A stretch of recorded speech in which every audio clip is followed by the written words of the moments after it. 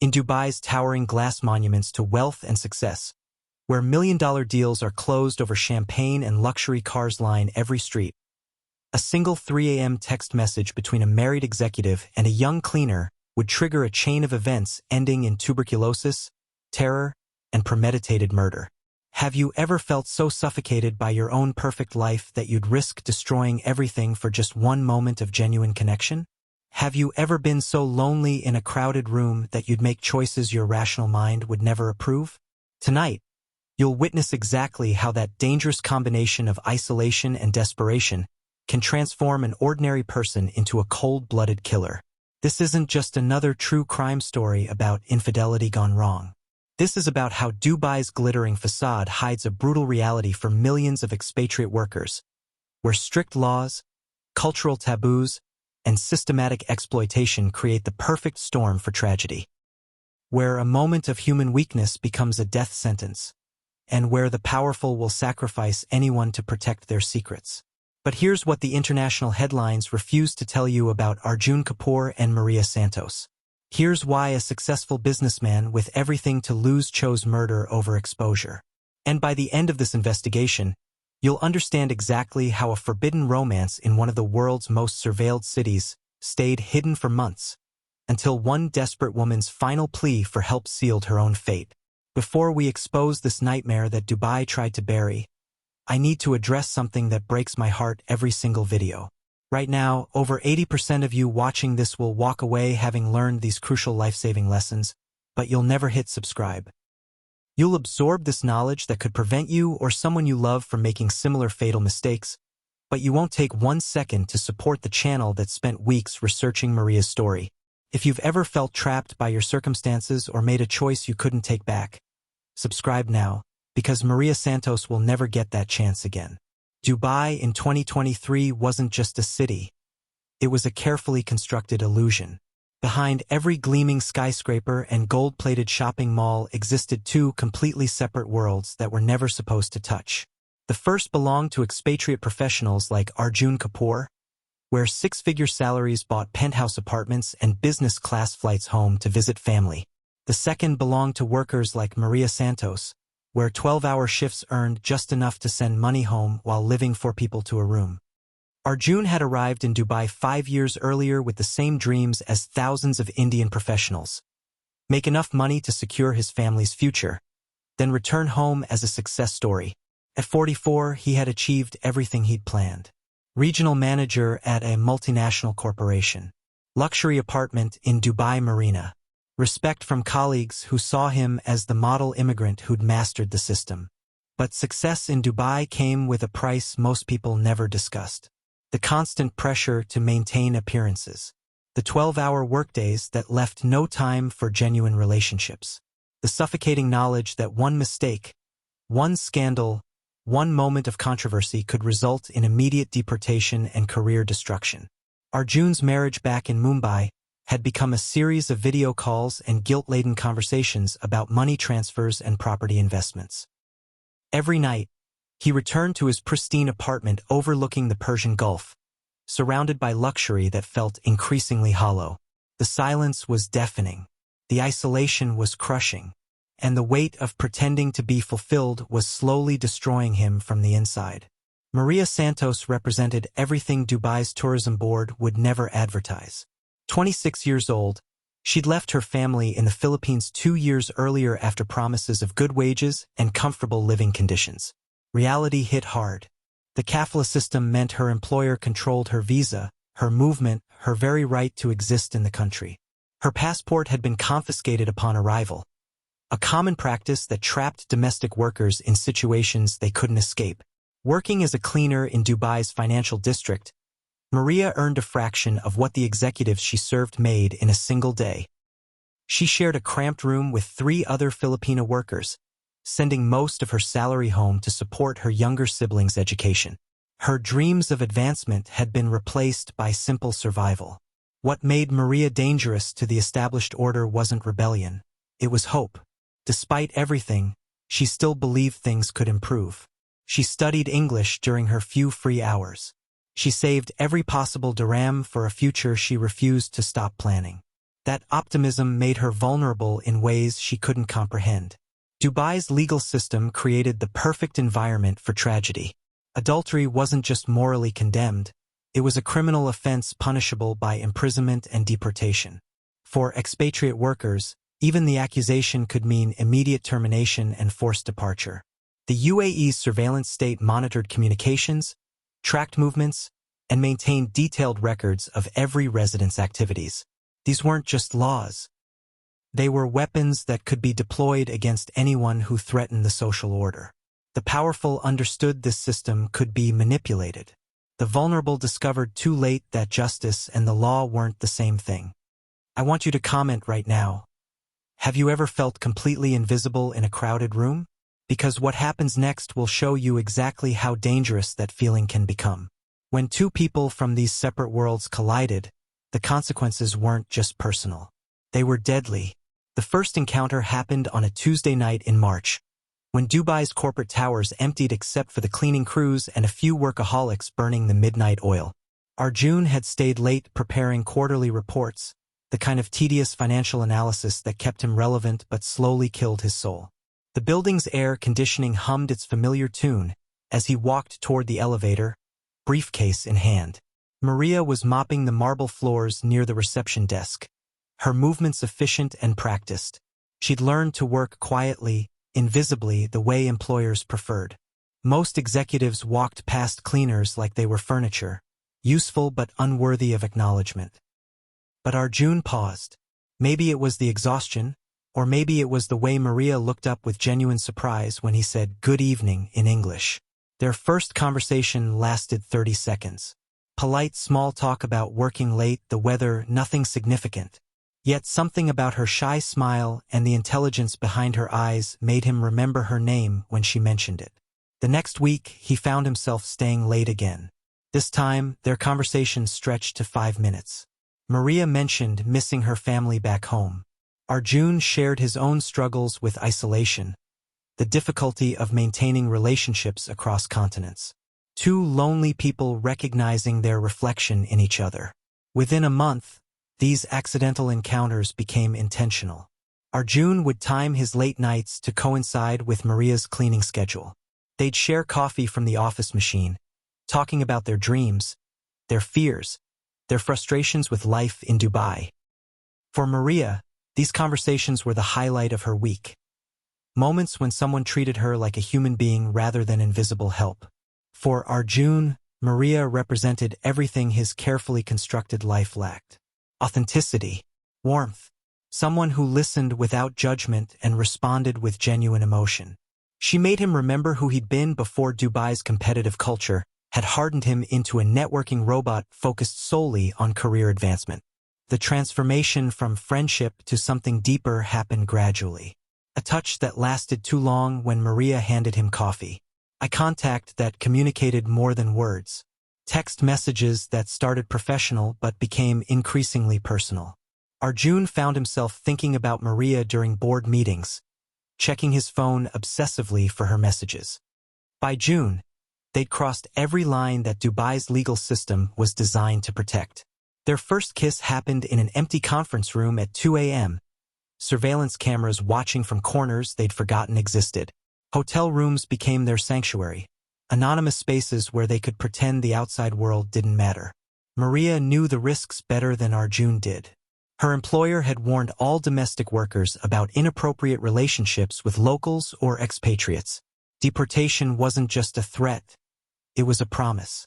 But for the first time since arriving in Dubai, she felt valued, desired, significant. Someone powerful wanted her, not just her labor. Arjun understood the stakes intellectually but couldn't internalize them emotionally. His position, his reputation, his marriage, everything could evaporate with one phone call to authorities. UAE law didn't distinguish between consensual affairs and criminal adultery. Both carried identical penalties. Imprisonment, deportation, permanent bans from the country. Yet the danger became part of the attraction. Every secret meeting felt like rebellion against a system that had reduced them both to economic functions. Every text message was a small act of defiance against laws that denied their humanity. If you're still not subscribed, Let me ask you this. When was the last time someone warned you about the real cost of your decisions? These stories aren't just entertainment. They're warnings. Subscribe if you believe knowledge can prevent tragedy. Neither Arjun nor Maria realized they were being watched. Dubai's surveillance state doesn't sleep, and secrets in glass towers don't stay hidden forever. August brought the first signs that their secret world was about to collapse. Maria started coughing during their late-night encounters. Dry, persistent fits that left her breathless and embarrassed. She apologized constantly, attributing it to Dubai's dust and the harsh cleaning chemicals she used daily. Arjun dismissed it initially. Respiratory issues were common among expatriate workers, especially those in manual labor. The desert climate, combined with constant exposure to industrial cleaning products, created perfect conditions for throat irritation and minor lung problems. Nothing serious. Nothing that threatened their carefully maintained routine of stolen moments and whispered conversations. But the cough worsened. By September, Maria was losing weight visibly, her cheekbones more pronounced, her uniforms hanging loose on a frame that had once been healthy and strong. She complained of exhaustion that sleep couldn't cure, night sweats that soaked through her clothes, and a persistent fever that made her skin feel hot to the touch. The other Filipino workers in her shared accommodation started whispering. Tuberculosis was every expatriate's nightmare in Dubai, a disease that carried enormous social stigma and potentially catastrophic legal consequences. The UAE's health authorities didn't take chances with communicable diseases. Workers who tested positive faced immediate isolation, extensive contact tracing, and often deportation regardless of treatment success.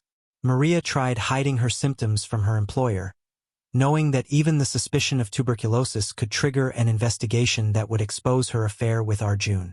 She worked through fever, suppressed coughs during the day, and avoided medical attention that could document her declining condition. Arjun watched her deteriorate with growing alarm.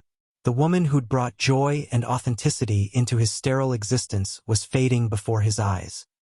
Her laugh became rarer, her energy diminished, and their intimate encounters grew increasingly difficult as her breathing became labored and painful. The weight of responsibility crushed him. If Maria had tuberculosis, he might have been exposed. If he sought medical testing, doctors would ask questions about possible transmission routes. If health authorities discovered their relationship, both their lives would be destroyed, but Arjun's destruction would be professional and financial, while Maria's could be fatal. Dubai's medical system required expatriate workers to undergo regular health screenings. Maria's next mandatory examination was scheduled for October. If she tested positive for tuberculosis, contact tracing protocols would identify everyone she'd been close to. Hotel surveillance footage could place them together. Their text message exchanges could be subpoenaed. The fear consumed Arjun's thoughts. Every board meeting became an exercise in maintaining composure while imagining his career ending. Every video call with his wife felt like practice for the conversation where he'd have to explain his impending deportation and public disgrace. Hit that like button if you've ever had to choose between protecting someone you care about and protecting yourself, because Arjun's next decision reveals exactly what kind of man he really was. Maria, meanwhile, grew more desperate. Her family depended on her income. Deportation would mean returning to the Philippines with no savings, no job prospects, and a medical condition that required expensive treatment her family couldn't afford. She needed help, but asking for it meant risking everything. Neither understood they'd already passed the point where honest choices could save them both. October arrived with devastating news that changed everything. Maria's mandatory health screening came back positive for active tuberculosis, the diagnosis every expatriate worker feared most. Within hours, Dubai's health authorities initiated contact tracing protocols designed to identify everyone she'd been exposed to during the infectious period. The notification reached Arjun through official channels first. As an executive in the building where Maria worked, he received a standard health advisory warning about potential exposure and recommending voluntary testing. His hands trembled as he read the clinical language describing transmission risks and legal requirements for cooperation with health officials. Maria called him that same evening, her voice breaking with terror and desperation. The authorities had confined her to a medical isolation facility, a sterile, prison-like environment where tuberculosis patients were held until treatment reduced their infectivity. She had 48 hours before investigators would begin detailed interviews about her recent contacts and relationships. "They're going to find out about us," she whispered into the phone. "The hotel receipts, the surveillance footage, everything. Arjun, I'm scared. I don't know what to do." Arjun promised he would help. He assured her that money could solve problems, that private medical care could expedite treatment, that lawyers could navigate the legal complexities. But even as he spoke these comforting lies, his mind raced through scenarios that all ended in disaster. The mathematics of their situation were cruel and absolute. If Maria revealed their relationship, both faced immediate arrest for adultery. Arjun would lose his job, his visa status, and his reputation permanently. His wife would discover the affair through international news coverage. His children would grow up knowing their father as a criminal who'd destroyed their family for an illicit relationship. But Maria's consequences were worse. As a domestic worker with tuberculosis, she faced deportation to a country where TB treatment was expensive and often incomplete. Her family would inherit not just her medical bills but the shame of her criminal record. Her younger siblings would lose their chance at education. Her mother would lose the financial support keeping their household afloat. Arjun began crafting increasingly elaborate plans to save them both. He researched private medical facilities that treated tuberculosis patients confidentially. He contacted lawyers who specialized in expatriate legal issues. He investigated the possibility of relocating Maria to another country where their relationship wouldn't be criminal. Each option required enormous financial resources and carried massive risks. Helping Maria meant deeper involvement in a situation that was already spiraling beyond control. But abandoning her meant watching someone he claimed to love face destruction alone. The internal conflict tore at Arjun's conscience. During the day, he maintained his professional facade, attending meetings and managing projects as though his world wasn't collapsing. At night, he researched escape routes and contingency plans with the desperation of a man trying to outrun his own shadow. Maria's condition continued deteriorating in the isolation facility. The stress of potential criminal prosecution, combined with advanced tuberculosis, was destroying her physically and mentally. Her calls to Arjun became increasingly frantic, her pleas for help more desperate. "You promised you'd take care of me?" she sobbed during one conversation. "You said I mattered to you. Was any of it real? Or was I just entertainment for a bored married man? I see those of you leaving comments but refusing to subscribe. You'll spend time analyzing these tragic choices but won't spend 1 second supporting the channel that brings you these life-saving lessons. What does that say about your priorities?" The investigation timeline compressed relentlessly. Health officials would interview Maria within days. Hotel surveillance systems automatically preserved footage for 6 months, more than enough to document their meetings. Phone records could establish communication patterns. Financial records could trace payment for hotel rooms. Arjun realized that saving Maria might be impossible, but destroying the evidence of their relationship could still save his own future. The thought horrified him, but it wouldn't disappear. Every day he delayed action increased the risk of exposure. The man who'd once found meaning in Maria's smile was becoming someone who viewed her as a liability requiring elimination. 3 days before the scheduled health authority interview, Maria made the phone call that sealed her fate. Her voice carried a different quality. Not the desperate pleading Arjun had grown accustomed to, but cold determination born from a woman with nothing left to lose. "I've been thinking about our situation," she said without preamble. "About how you promised to help me, and how those promises have turned into excuses."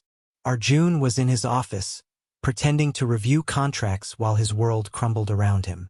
"Maria, I'm working on solutions. The lawyers need more time to."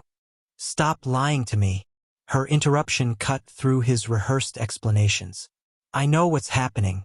You're going to let me face this alone because protecting yourself matters more than protecting us." The accusation stung because it contained enough truth to hurt. Arjun had spent 72 hours researching ways to help Maria while simultaneously planning his own protection if those efforts failed. Every option required sacrifices he wasn't sure he could make. "That's not fair," he protested. "You know how complicated this is. The legal ramifications alone could destroy both our futures." Maria's laugh held no warmth. "My future is already destroyed, Arjun. Tomorrow they'll question me about every person I've had contact with during the infectious period. They'll want names, dates, locations. They'll want to know about hotel rooms and late-night meetings and why a married executive was texting a cleaner at 3 in the morning. The threat wasn't subtle, and they both recognized it. Maria wasn't demanding money or promises anymore. She was demanding honesty about their relationship, regardless of the consequences for Arjun's carefully constructed life. "What exactly are you saying?" Arjun's voice dropped to a whisper. "I'm saying I'm tired of protecting your reputation while my life falls apart. If they ask direct questions about my relationships, I'm going to tell the truth. About us. About everything." The ultimatum hit Arjun like physical violence. Everything he'd built, his career, his marriage, his family's security, balanced on Maria's willingness to lie for him. And she just announced that willingness had expired. They arranged to meet that evening at their usual hotel room, supposedly to discuss strategies for managing the health authority interview. Arjun spent the afternoon in a state of barely controlled panic, his mind racing through scenarios that all ended in personal destruction. Maria arrived at 7, looking frail but resolute. The tuberculosis had ravaged her appearance, but her eyes burned with determination. She wanted closure, honesty, and some acknowledgement that their relationship had meant something beyond sexual convenience. "I loved you," she said simply. "Not just the excitement or the attention, but you. The person you were during those late-night conversations when you forgot about being important and just talked to me like I mattered." Arjun felt simultaneously moved and terrified by her declaration. Part of him wanted to reciprocate, to admit that she'd brought more genuine happiness into his life than anything else in Dubai. But another part, the calculating, survival-focused part, recognized that emotional honesty would make his next actions impossible. "I care about you too," he said carefully. "That's why we need to be smart about handling this investigation." "Smart for who?" Maria challenged. "Smart for you or smart for us? Right now, someone watching this is in a situation that could change everything forever. They need these warnings, these lessons. But they'll never see them if you don't subscribe and share. Don't let someone else become the next victim of their own poor choices." The argument escalated quickly. Maria demanded that Arjun acknowledge their relationship publicly, stand beside her during the investigation, and accept whatever legal consequences followed. Arjun insisted that destroying both their lives wouldn't help anyone, that strategic silence could minimize damage for everyone involved. "You want me to disappear quietly, so you can pretend this never happened," Maria accused, her voice rising. "You want me to go back to the Philippines, die from this disease, and take your secrets with me." "That's not what I want," Arjun lied. But Maria had spent months reading his expressions, understanding his silences. She knew exactly what he wanted, and the knowledge broke something inside her. "I'm going to tell them everything," she whispered. "Tomorrow morning, when they ask about my contacts, I'm going to describe every moment we spent together, every promise you made, every lie you told." The words triggered something primal in Arjun's brain. Pure, overwhelming panic that bypassed rational thought and activated survival instincts he didn't know he possessed. What happened in that hotel room took less than 90 seconds. Arjun's hands moved before his conscious mind could process the decision. The crystal lamp from the bedside table became a weapon. Maria's final words were cut short by the impact that shattered both glass and bone. The silence afterward was deafening. Maria lay motionless on the carpet, blood pooling beneath her head, her eyes staring at nothing. Arjun stood frozen, lamp fragments cutting his palms, his mind struggling to comprehend what he'd done. The next 3 hours passed in a haze of desperate action. Arjun cleaned the scene with methodical precision, using hotel towels and cleaning supplies to remove visible evidence. He deleted text message conversations from both their phones. He paid the hotel bill in cash and avoided security cameras while leaving through the service entrance. Maria's absence from the isolation facility wasn't discovered until the next morning. Medical staff assumed she'd been transferred to another wing. Hospital bureaucracy provided 12 hours of confusion before anyone realized a tuberculosis patient was missing. The investigation began immediately. Dubai's police force treated missing persons cases involving communicable diseases as potential public health emergencies. Within hours, detective teams were reviewing surveillance footage from every location Maria had visited during her last known movements. Hotel security cameras revealed more than Arjun had anticipated. High-definition footage showed him entering and leaving the building.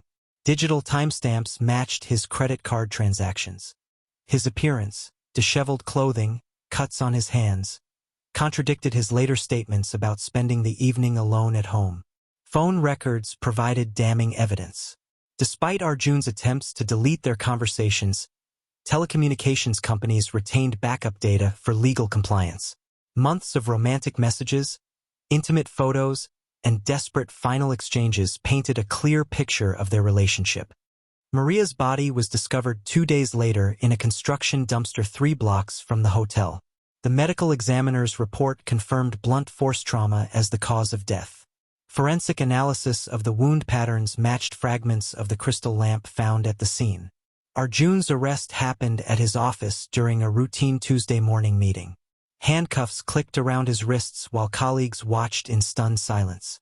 The man they'd respected as a model professional was led away in police custody while international media crews gathered outside the building. The trial lasted 6 weeks and dominated headlines across South Asia. Prosecutors presented overwhelming evidence of premeditated murder motivated by fear of exposure.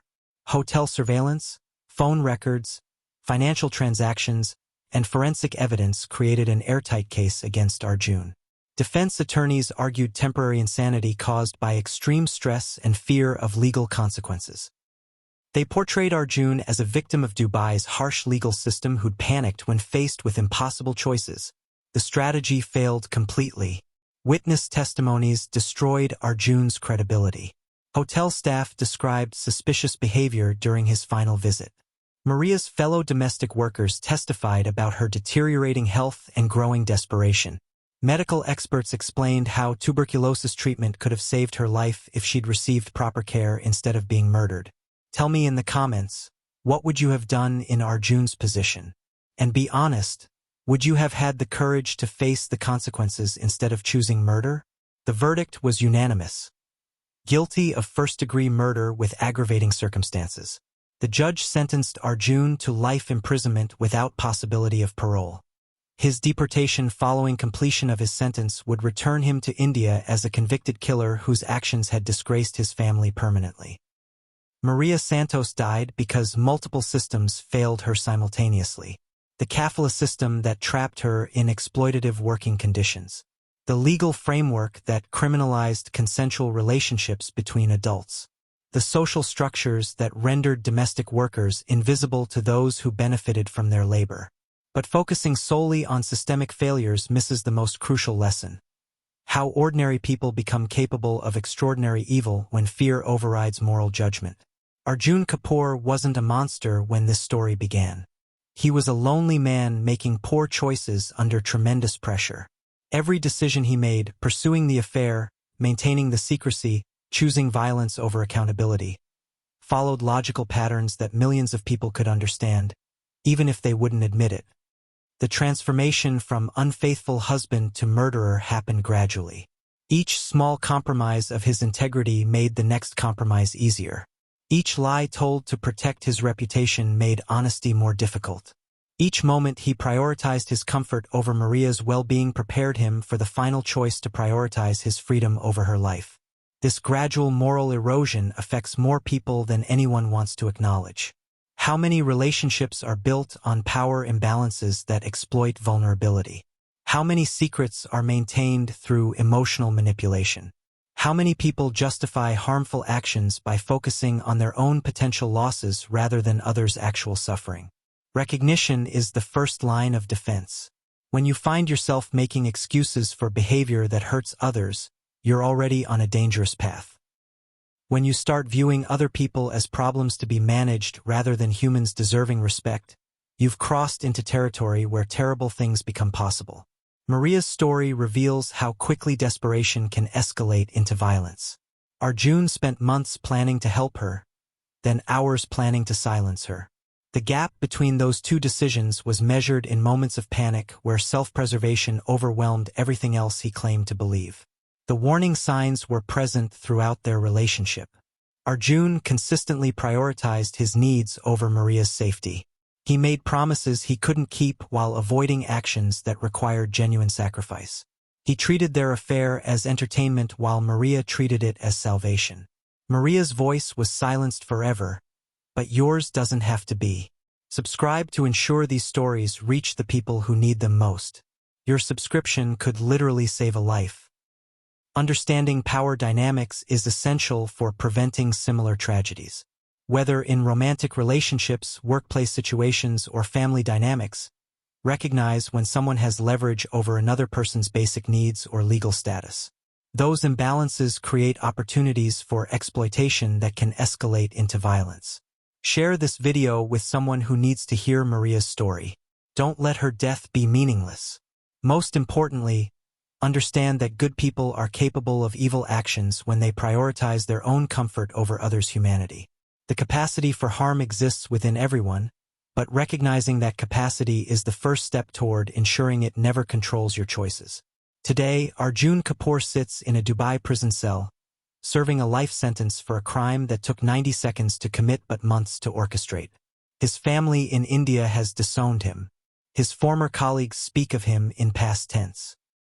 The successful executive who once commanded respect across corporate boardrooms is now remembered only as the man who murdered a vulnerable woman to protect his reputation.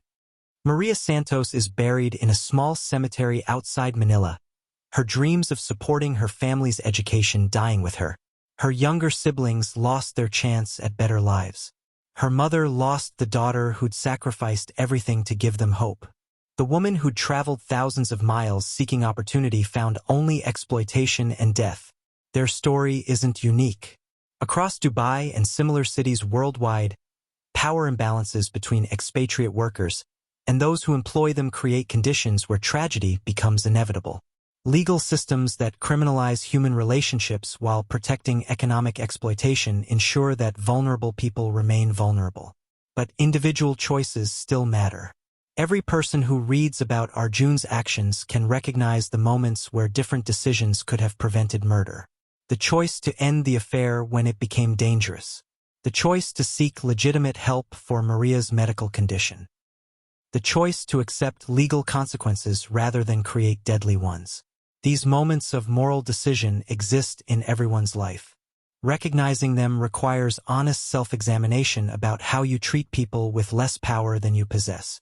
It demands acknowledgement that your comfort isn't worth someone else's safety, and your reputation isn't worth someone else's life. Prevention starts with understanding that good people become killers through small compromises that accumulate over time. Every boundary you cross makes the next boundary easier to ignore. Every person you treat as disposable prepares you to dispose of them permanently. Before you leave, I need you to do 3 things for Maria and for yourself. Hit subscribe, smash that like button, and turn on notifications. These stories matter. Your engagement matters. And somewhere out there, someone needs to see this video before it's too late. Thank you for watching, and remember, in a world full of glittering facades, the truth is the only thing that can set us free.